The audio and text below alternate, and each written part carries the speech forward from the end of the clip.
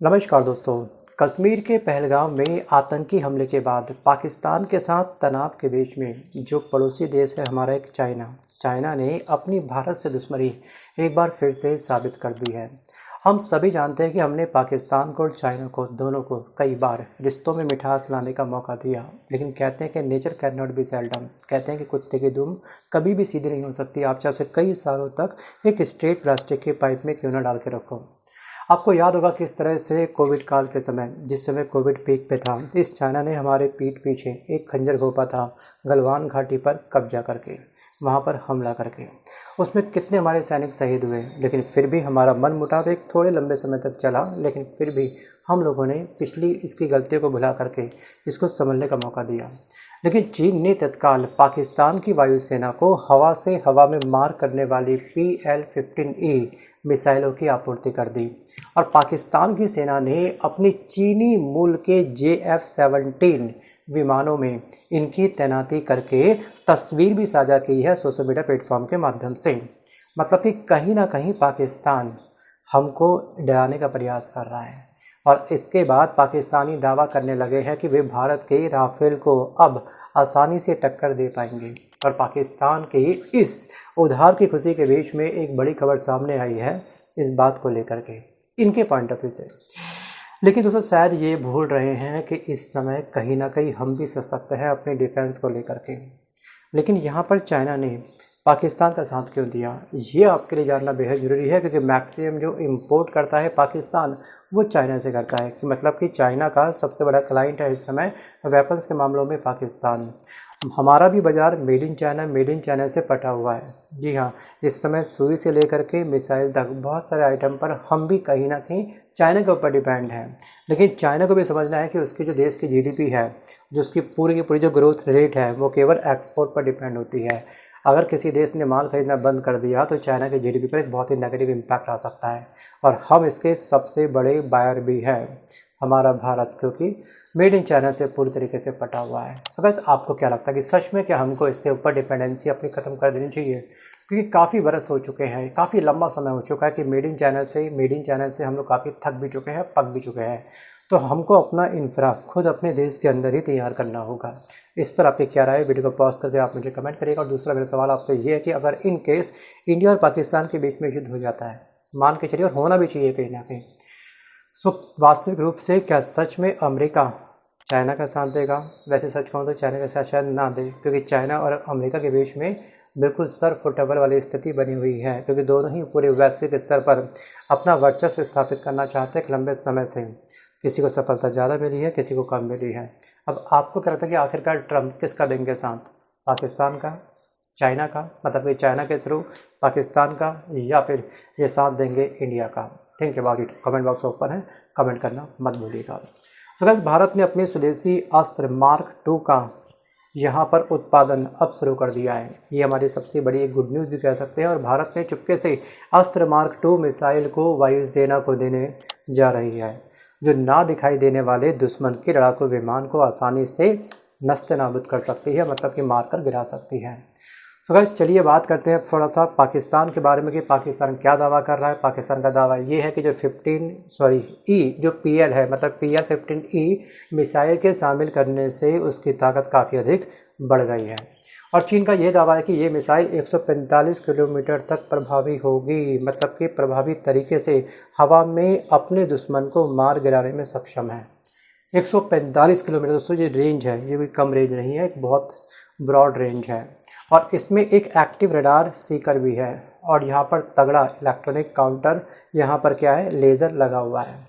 और इस मिसाइल को चीन के एविएशन इंडस्ट्रीज़ ने बनाया है और चीन का ये PL-15E सबसे शक्तिशाली हवा से हवा में मार करने वाली मिसाइलों में से एक है। अब इसके साथ ही पाकिस्तान अपने 2 चीनी लड़ाकू विमान JF-17 और J-10C में इस किलर मिसाइल का इस्तेमाल कर सकेगी। और ये दोनों ही फाइटर जेट AESA रडार से लैस बताए जाते हैं। सो गाइस, फाइनली यहाँ पर कहीं ना कहीं शक्ति पाकिस्तान की तो बड़ी है, बट इसका अर्थ ये नहीं कि हम पाकिस्तान को एक बार और मौका दें, चल ठीक है समझ जा। हमने कई मौके दिए, एक बार नहीं बल्कि कई बार हमने पाकिस्तान को मौके दिए हैं संभलने के। बट ये बदलने वाला नहीं है। लेकिन इस बार ईंट की जगह पत्थर से नहीं, ईंट की जगह एक बहुत बड़ी मिसाइल से होना चाहिए। बाकी कब होगा दोस्तों, बिहार इलेक्शन के बाद में होगा या फिर हमको थमा दिया इन्होंने जुमला क्या जातिगत जनगणना का, हमारा माइंड डाइवर्ट हो जाएगा जातिगत जनगणना की तरफ, और इस वाली घटना को भी हम आम जनता क्या बहुत ही जल्द भूल जाएंगे। लेकिन दोस्तों जिसने यहाँ पर जो इतने भी टूरिस्ट हैं जिन्होंने अपने को खोया है, उनके परिवार वाले शायद इस घटना को ताउम्र नहीं भूल पाएंगे। सो फ्रेंड, वैसे पाकिस्तान को हमने संभलने के एक नहीं बल्कि कई मौके दिए हैं। आपको याद होगा हमारे बीच में कई सारे शांति समझौते हुए थे। आपको याद होगा कराची समझौता 1949 में हुआ था, जो यूएन ने करवाया था। कश्मीर विवाद जो हमारा अनसुलझा था उसको सुलझाने का प्रयास किया था इस समझौते के माध्यम से। लेकिन उसके बाद आपको याद होगा हमारे बीच में सिंधु जल संधि हुई थी 1960 में, 1960 को, जिसको वर्ल्ड बैंक ने करवाया था, जिसको अभी हमने कुछ समय के लिए सस्पेंड कर दिया है। इसके पानी को हमने क्या करा है, रोक दिया है। उसके बाद हुआ था ताशकंद समझौता 1960 में, जो सोवियत संघ ने कराया था। शिमला समझौता हुआ था 1972 में। जी हाँ, इसको क्या करा, फिलहाल अभी हाल ही में पाकिस्तान ने तोड़ दिया, ब्रेक कर दिया है। लाहौर घोषणा हुई थी 1999 में, और उसके चंद महीनों बाद ही इसने क्या करा, करगिल युद्ध छेड़ दिया हमारे साथ में। लेकिन पाकिस्तान अपनी हरकत से बाज नहीं आ रहा है। अभी हाल ही में पाकिस्तान के एक मंत्री ने हमको धमकी दी है कि जो हमारा भारत है वो पाकिस्तान की 130 मिसाइलों के निशाने पर है।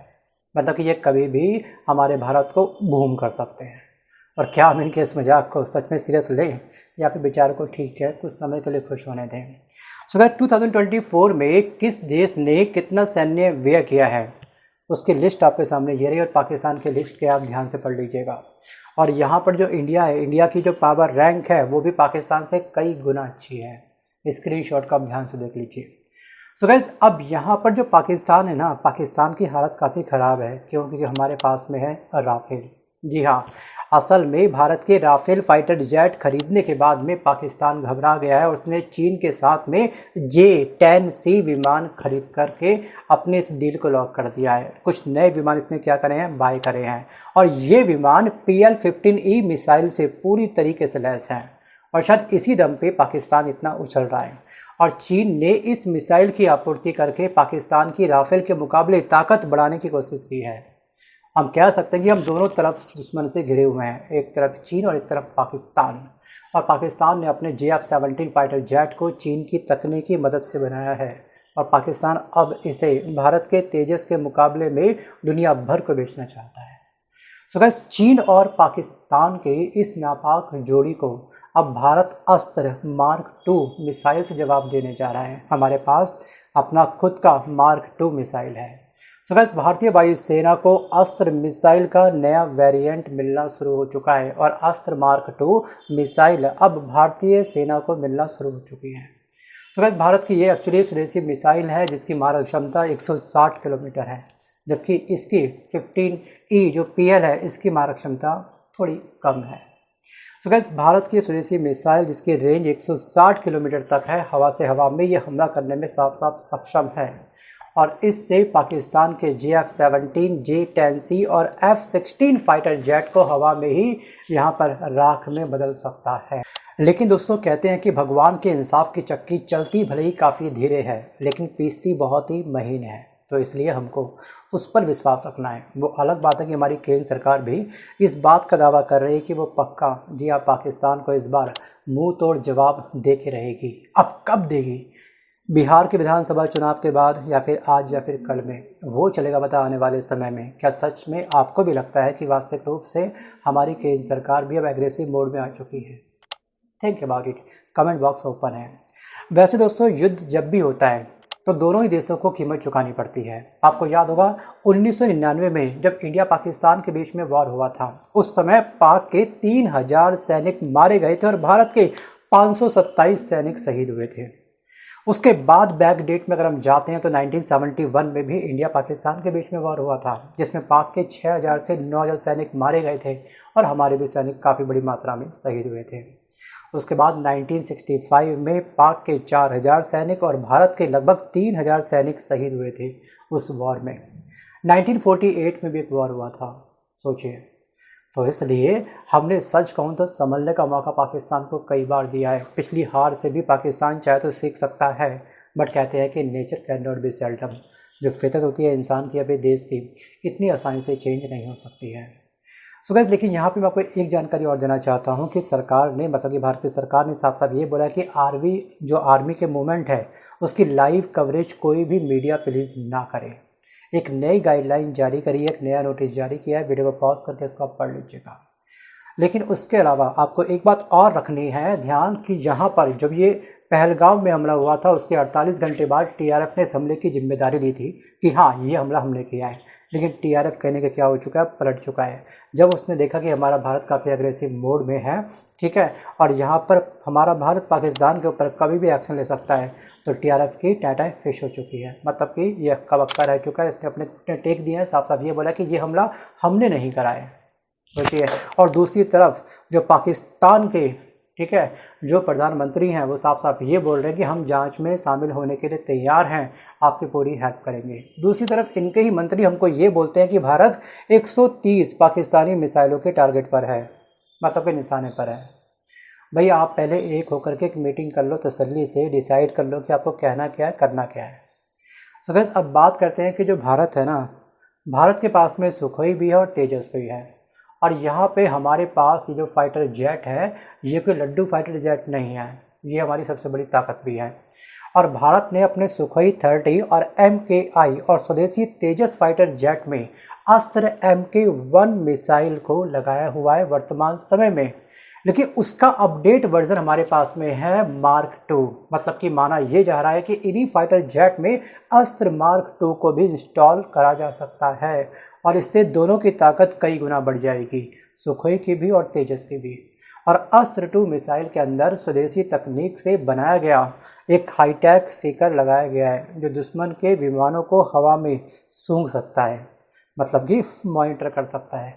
और इस तरह से ताकत में अगर हम बात करें तो भारतीय अस्त्र मार्क 2 मिसाइल चीन के PL-15 से ज़्यादा ताकतवर है।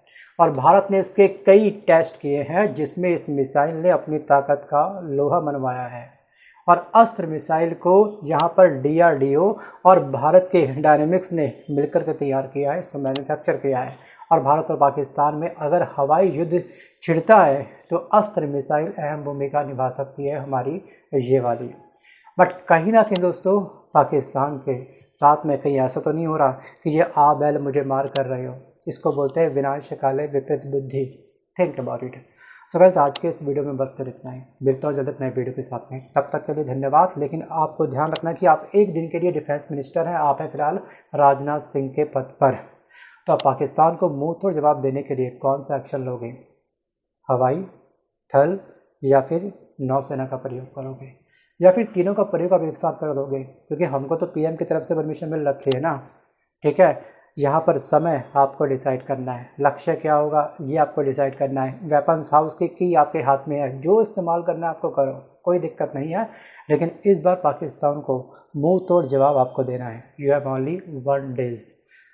थिंक डेप्थ में अच्छे से विचार करिएगा, उसके बाद ही आप मुझे कमेंट करिएगा। धन्यवाद।